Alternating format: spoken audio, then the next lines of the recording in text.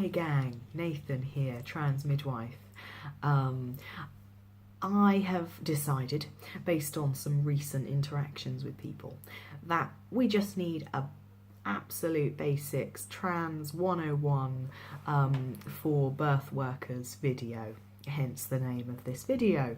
So we're just going to cover, everything that you need to know to help you kind of understand the world of transgender people. So, what is a transgender person? What does it mean? What does that word mean? So, in a nutshell, a transgender person is simply someone who identifies as a gender other than what they were assigned at birth.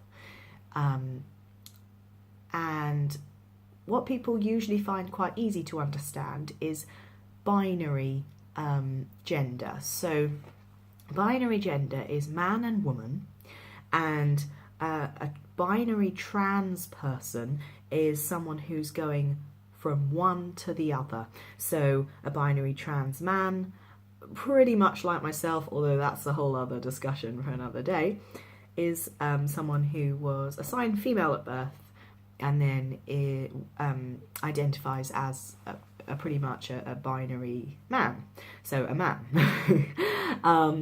And they may take medical or surgical steps to make their bodies appear closer matched to their brains. However, they don't need to do this, but I'm going to go into that more in a minute. So then there is things outside of that binary.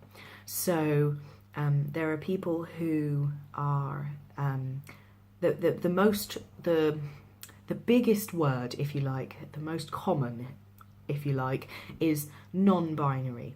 So non-binary people, sometimes they use the word trans, and it does fit them because of the definition of the word trans, because they identify something other than their assigned gender at birth. Some people aren't quite comfortable with the label transgender, and that's fine. Whatever they want to use to label themselves is their choice. But so non-binary people identify, so there's all sorts of different non-binary people, and that's the most important thing. But usually the definition is somewhere about they don't identify as absolutely one or the other. They are either somewhere in the middle or neither. Some non-binary people feel that they are outside of the binary and they want to be separate from gender. And still other people are called agender. They use the word agender, which means no gender at all. Excuse me, I have tea. We laugh at home, right? Because when I ask for my tea, I could be referring to tea or my testosterone. So yeah. So that's your binary and your non-binary and your no binary. What else? Then, so there's another one that's referred to often as gender fluid. So it means that someone might identify as a bit of both and they kind of swap, or it feels flowy and they move in and out of each gender, or they have different characteristics from both or all genders. That's one of the big key things, actually. There's a lot more than two genders. One could go as far as to say there's as many genders as there are people, because you can identify as yourself, and that's what's important. What else? So we've done our binary and non-binary, and our gender fluid. So now I'm going to do a video about dysphoria and euphoria, which are different feelings around gender. And that's a whole topic in itself, so I want to do a special video just for that. But trans people may experience dysphoria, which is where they feel a sense of discomfort or sadness or pain because they're not comfortable with their gender and how the world views them and how the world is responding to them, which is something that I experience quite strongly, but it goes up and down. So some days I'm absolutely fine, and other days I have quite strong dysphoria, and on those days I kind of just don't want to go out or see people. And then euphoria is when you get to express your gender, whatever it is, or you get treated in a way that validates your gender, and you feel this sense of inner peace and contentment that transgender people up until that point might have never felt with their gender. So it's a new feeling, and that's like, yes, this is right. Okay. And the other thing that I'm going to do a video about is pronouns. Okay, so pronouns is your he, him, she, her, they, them, and other ones that some people choose to use. They, them is the non-gendered pronoun. So some people get confused about whether you can use that, whether they means a multiple group of people, or you know, can it be used for gender? But it absolutely can. If you look at any writing, like in fictional writing or in our language, if we don't know the gender of the person we're referring to, we'll say they. Oh yeah, they called me up. They text me, right?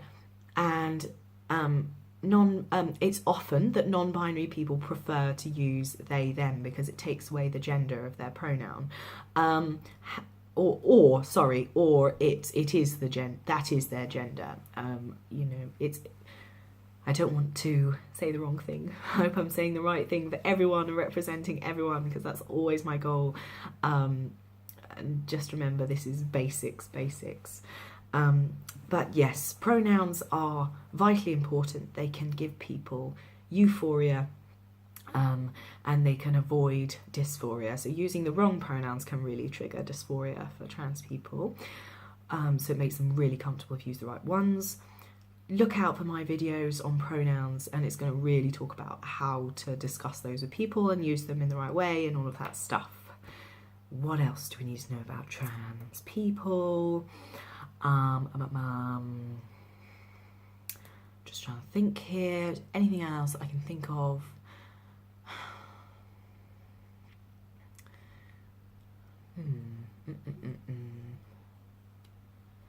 Yes. Okay, here it goes. So, there are different parts of a person's identity.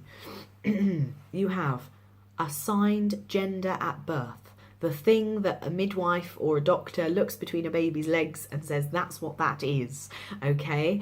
You have identified gender, which is the gender that is in your soul and it's in your brain, and it just is. Regardless of the outer form, okay? And then you've got sexuality, completely separate from gender. So a transgender person, if you assume their sexuality, that is offensive. A transgender person can have any sexuality just like a cisgender person. Oh, trans and cis, we need to explain that quickly. But yeah, sexuality is separate, and the only thing that might change is the label used. So if you are, let's say me, okay, so I'm trans, but before I knew that, I was a woman and I was married to a man, so I was a straight woman. Now I have transitioned, I'm still married to a man, and I'm still attracted primarily to men. So now I identify as a mostly gay man, and sometimes a bit bi, but that's regardless. So you see, the attraction hasn't changed, therefore my sexuality hasn't changed, but the label for it, if you want to put labels and boxes on everything, is I'm now called a gay man, as is my husband, and he's very happy with that too. Sexuality, and Oh, and the last one is gender expression. Gender expression is how you like to dress, how you like to do your hair, how you like to, makeup, everything. So, and this is separate from everything again. So let's see, for example, a transgender woman, completely a woman in her heart and in her soul, may still choose to dress in typically masculine clothes, or I could still put a dress on and makeup because it made me, if it made me feel comfortable. It doesn't, but it does for some, and I could still do that, and I would still be a man inside, and she would still be a woman. And that's the key. What we wear, the way we look, has nothing to do with the gender that's deeply inside. So there was that. And what was the other thing I needed to talk about? Oh my God, what was it? I was talking about sexuality and the labels and, oh no. Oh, cis and trans, the words. This is part of our Trans 101. So a lot of people react to the word cis because they're not sure what it means. It's good tea. So, the words cis and trans actually come from chemistry. It's basic scientific words. So, a cis molecule is one that stays still and stays where it is. And then a trans molecule is one that moves or transfers its position. Okay, so we've got cis and trans. And so cisgender person is someone who identifies as their assigned gender at birth. About 95% of the population are cisgender. And then transgender are the people who identify something other than their assigned gender at birth. 5% are transgender. So, yeah. Oh, one more thing about trans people. It is not a choice. It is not a choice. Just how many times can I say that and get away with it? I have heard a lot. I'm really comfortable and supportive of how people choose to live their lives. Stop there. You're not comfortable, you're not supportive if you think that this is a choice. Firstly, being trans and being gay is often very hard. It's very difficult being up against society like this. We give up our privilege. We face all of this judgment. And for trans people particularly, we often go through the pain of dysphoria, the pain of medical transition and surgery. So this is not something that someone has chosen to do or that someone would wish on anyone else. Okay, it's not a club, it's not for fun. This is something, we are born this way. Trans people are, so one it's been proven that trans people are born and not made. Trans people are, well, the current statistics, we've got about 2 to 3%. But if you look at how many, so because I know how many people in the closet compared to how many people are out, I have rounded that to about 5% probably. But the point is, the percentage of trans people in the population is the same in every population wherever you go in the world. And it's usually noticed from early childhood, although not all trans people work it out that early, but they can usually think of some signs or something from then.